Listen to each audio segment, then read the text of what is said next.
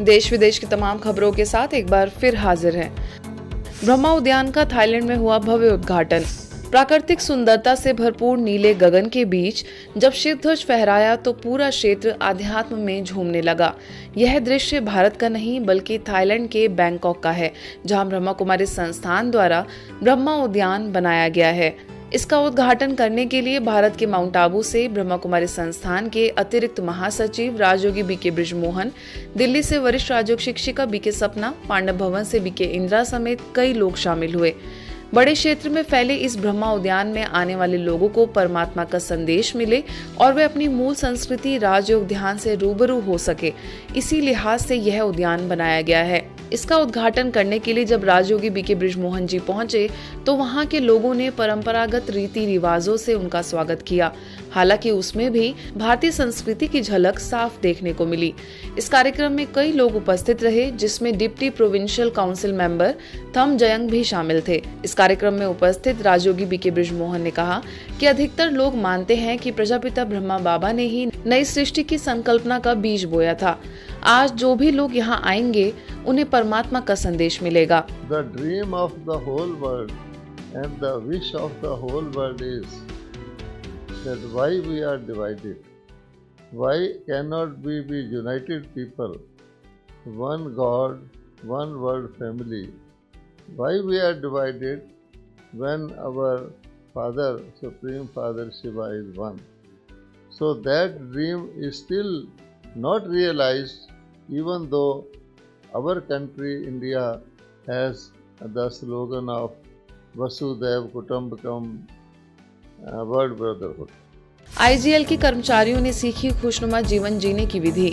दिल्ली में Indraprastha gas limited के कर्मचारियों के लिए विशेष वाह जिंदगी वाह विषय पर कार्यशाला का आयोजन हुआ। इस अवसर पर मुख्य वक्ता के तौर पर लोधी रोड सेवा केंद्र से वरिष्ठ राजयोग शिक्षक एवं संस्था के वैज्ञानिक अभियंता एवं वास्तुकार प्रभाग के क्षेत्रीय संयोजक बीके पीयूष ने कर्मचारियों को आध्यात्मिक जीवन का महत्व स्पष्ट करते हुए सदैव खुश रहने के टिप्स दिए। इस कार्यशाला में ग्रुप एक्टिविटीज, प्रश्नोत्तर एवं सामूहिक योगा अभ्यास कराया गया। आगे बीके पीयूष ने अपने दृष्टिकोण को सकारात्मक बनाने, सभी के गुणों को ग्रहण करने तथा सबके साथ मेल जोल से रहने की प्रेरणाएं दी। एक मुख दिया है और दो कान दिए। क्या शिक्षा है? शिक्षा ये है कि मुझे कम बोलना है और मुझे ज्यादा सुनना है, तभी मेरी वाहवाही होगी, तभी मेरी ऊर्जा यहाँ सुरक्षित रहेगी। लेकिन मैं क्या करता हूँ?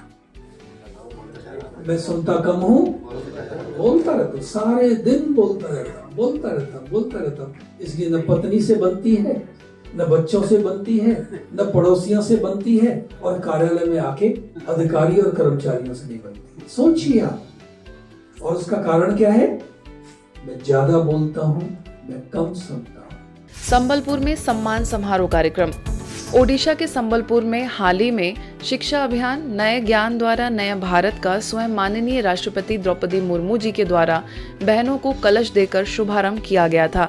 इस अवसर पर ओडिशा के राज्यपाल माननीय रघुवर दास जी और भारत के शिक्षा मंत्री धर्मेंद्र प्रधान जी मौजूद रहे। इस आयोजन के पश्चात संबलपुर सब जोन प्रभारी बीके पार्वती के निर्देशन में भव्य सम्मान समारोह भी आयोजित हुआ। मुख्यालय से आए संस्था के वरिष्ठ सदस्यों में शिक्षा प्रभाग की उपाध्यक्षा बीके शीलू, शिक्षा प्रभाग से BK Leena, BK Rohit, BK Deepali, BK Himanshu समेत अन्य सभी का स्वागत सत्कार कर उन्हें सम्मानित किया गया। आगे संबलपुर सब जोन प्रभारी बीके पार्वती, वरिष्ठ राजयोग शिक्षक बीके नाथमल, दिल्ली की वरिष्ठ राजयोग शिक्षिका बीके शीरा और बीके शीलू ने अपने मन के भाव रखे। बाबा कहते हैं हमेशा संभलना है, आगे बढ़ना है, संभलना है ना। तो आप संबलपुर याद करेंगे तो संबल माना शक्ति और संभल माना उस शक्ति से आगे बढ़ते जाना। गिरना और संभलना नहीं है, पर सदाई संभलना है, सदाई आगे बढ़ना है, सदाई बाबा का नाम रोशन करना है।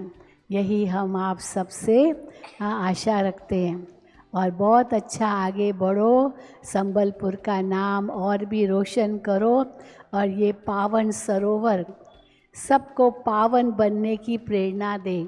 और आज सुबह का जो दृश्य था वो तो ऐसे था जैसे कि चैतन्य में माँ समलेश्वरी की दरबार लगी हुई। जैसे हमें जाते नहीं समलेश्वरी मंदिर, बहुत भीड़ होती है, कैसे लाइन पे जाना होती।